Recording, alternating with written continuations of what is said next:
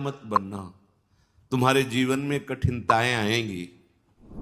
चल चला चल राह में अनुभूतियों का ले सहारा, कौन तेरा साथ देगा, व्यर्थ में किसको पुकारा। उन्हीं के ऊपर ज्यादा प्रहार करते हैं जिनको रोना धोना पसंद है, इसीलिए समझाते हैं अपनी बात किसी से कहो मत। उपासक को कभी नहीं कमजोर पड़ना है। अपने मन की बात किसी साधक से भी नहीं कहनी कि मेरे अंदर काम आ रहा है। ऐसे तो जप नहीं पा रहे हो, अपराध करके जप पाओगे? अपराध का सीधा प्रभार होता है भजन ना होने देना। कायर मत बनना, तुम्हारे जीवन में कठिनताएं आएंगी, आपको लड़ना है इनसे।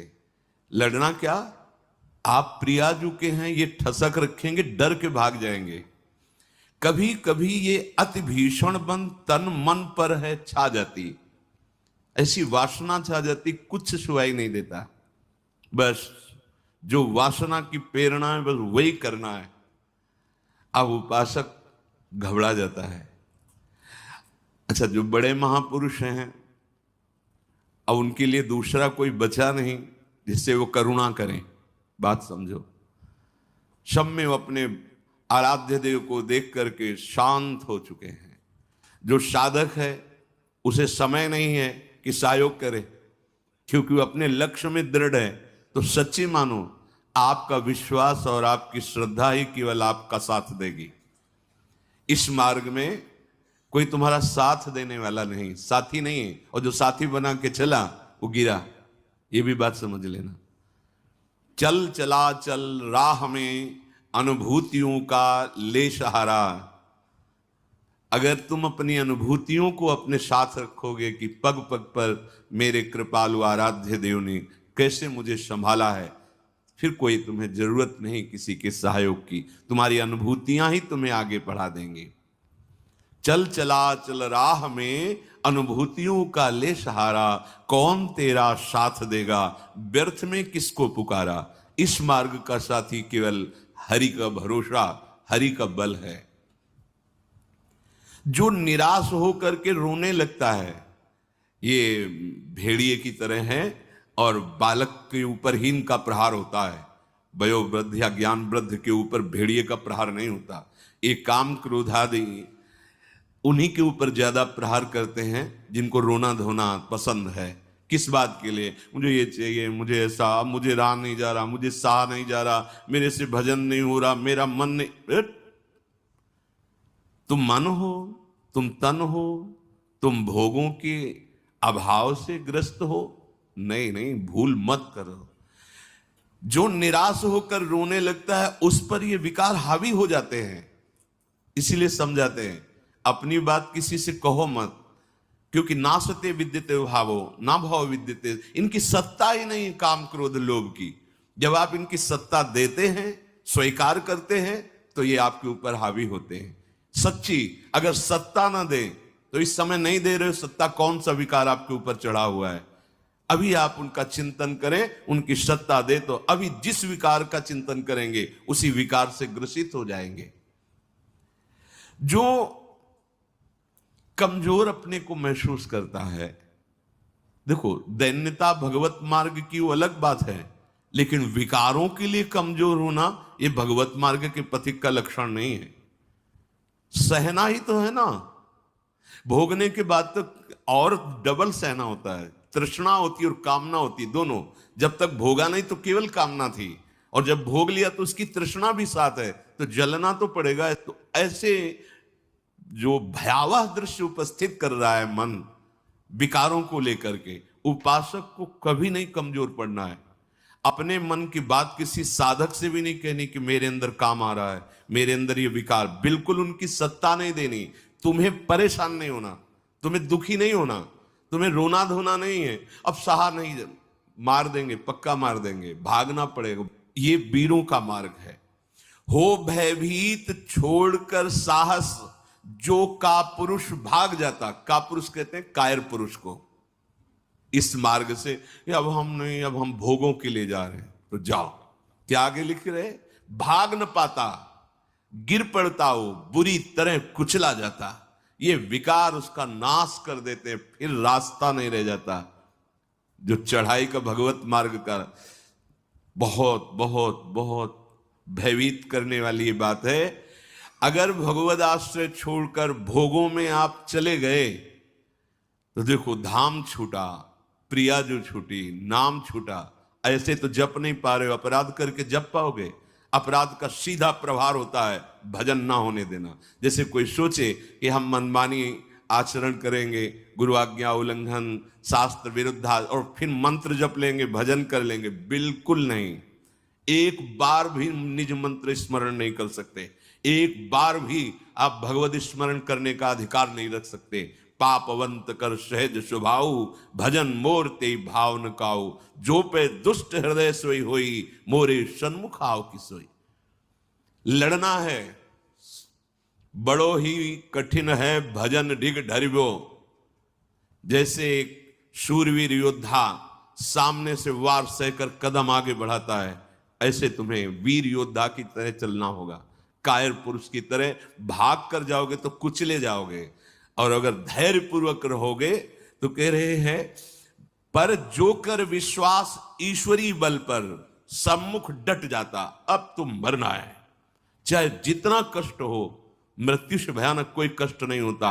अब मुझे श्री जी की प्राप्ति करनी है, जितना दुख चाहो प्रभु आप दे लो, आप दे लो, छूट है आपको, जितना दुख चाहो। इतना तुम्हारा सोचना होगा कि दुख भाग जाएंगे, कोई दुख छुएगा नहीं तुम्हें।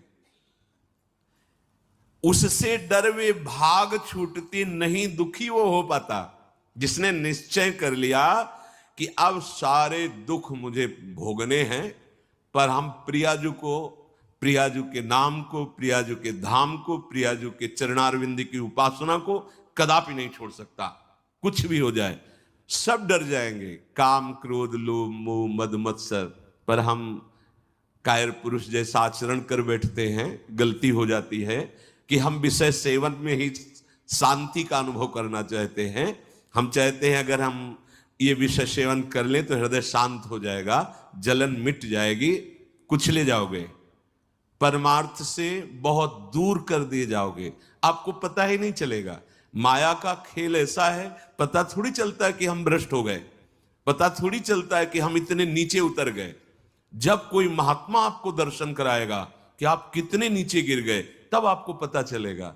गिरते समय पता नहीं चलता। माया का ऐसे ही भक्ति का खेल है, चढ़ते समय पता नहीं चलता कि कितनी ऊंचाई पर आप चढ़ते हैं। जब गुरु कृपा से कहीं ऐसे द्वंद्व उपस्थित होते हैं और उन द्वंद्वों पर आपका हृदय विचलित नहीं होता, तब पता चलता है कितनी कृपा भक्ति की है कि हमें इस ऊंचाई पर बैठा दिया कि मान अपमान, लाभ हानि, दुख सुख, ये हमारे ऊपर कोई प्रभाव नहीं डाल पा रहे।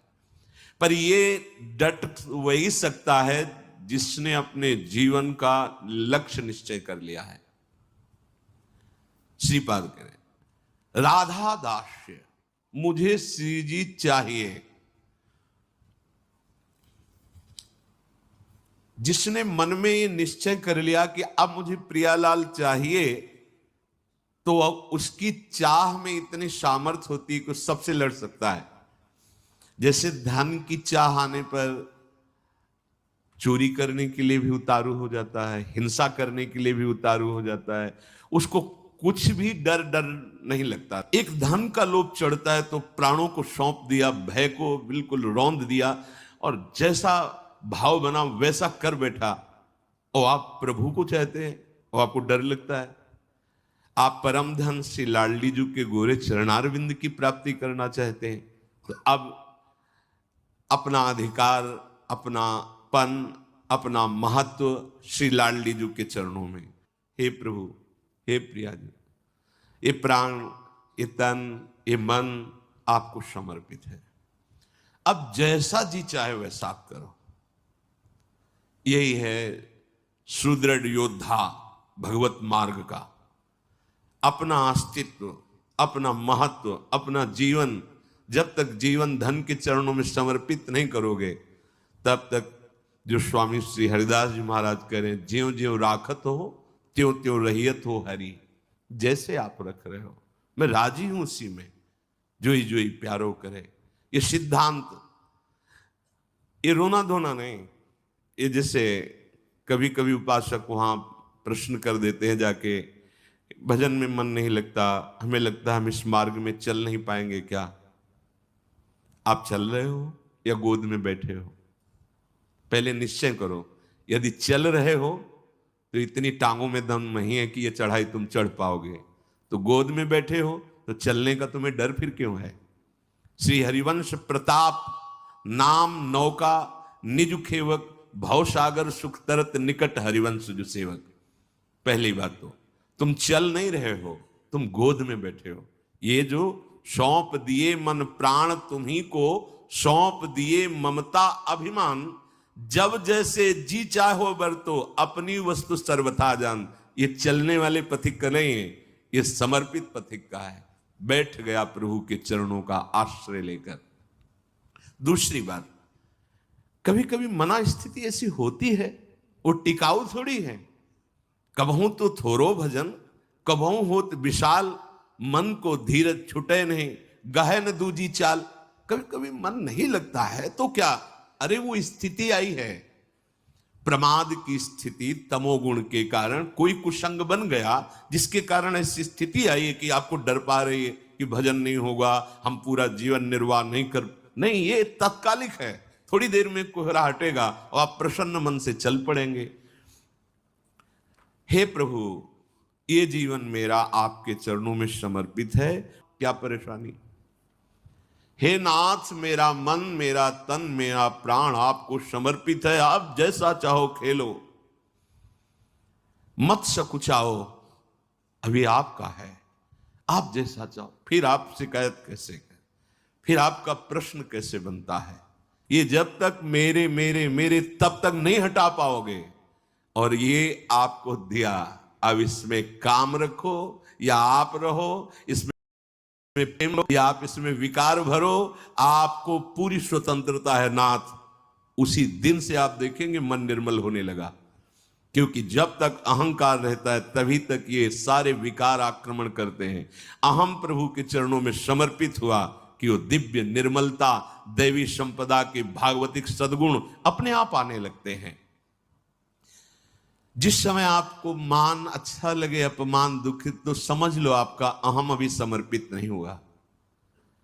उपासक का जब अहम समर्पित हो जाता है तो मान अपमान सुख दुख से अब मेरा रहा न कुछ संबंध, तुम ही मेरे कैवल्य परम पद हो, और बंधन है तो सिर्फ आपका ही बंधन है।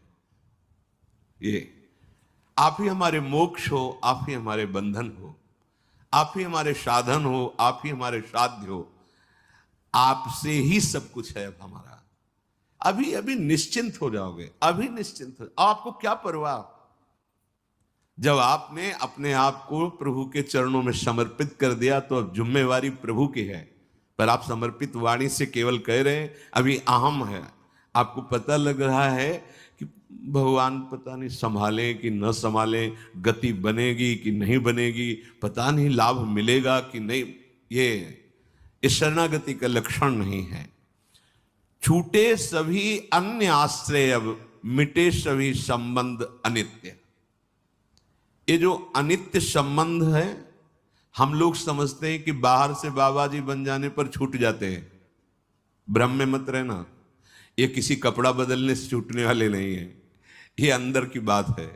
जो जड़ चेतन का संबंध है, ये अंदर का संबंध है।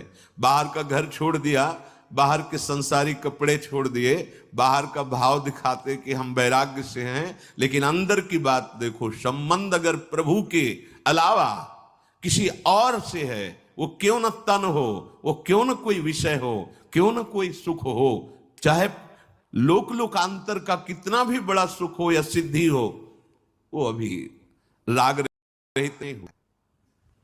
पूज्य श्री पंडित गया प्रसाद जी महाराज, बड़े पहुंचे हुए महापुरुष जो निरंतर भगवान की लीला में डूबे, वो कह रहे हैं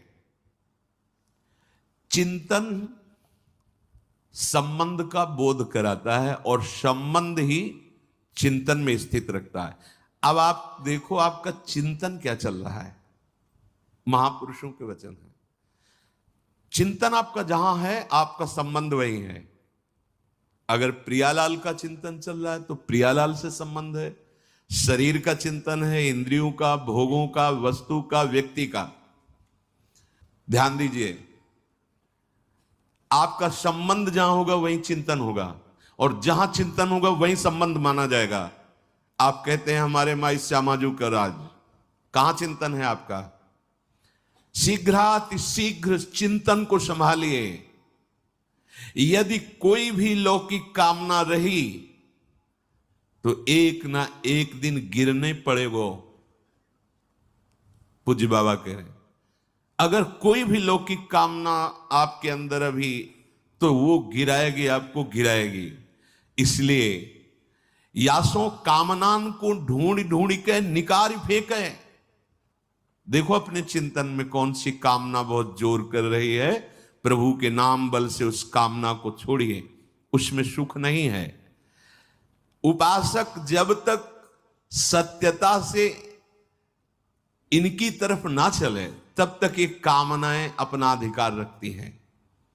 जहां सत्यता से चलने का भाव आया तो ये स्वतः ही कामनाएं नष्ट होने लगती हैं। उद्देश्य में दृढ़ता, सत्यता, तो सतमार्ग आगे को खुल जाएगो। सब बानक बनतो चलो जाएगो, सहायक मिलते चले जाएंगे। कुछ प्रश्न करते हैं, क्या नरसिंह जी जैसा प्रेम कई जन्मों की साधना के बाद होता है? पूज्य बाबा से, नरसिंह जैसा प्रेम क्या एक जन्म में नहीं हो सकता है?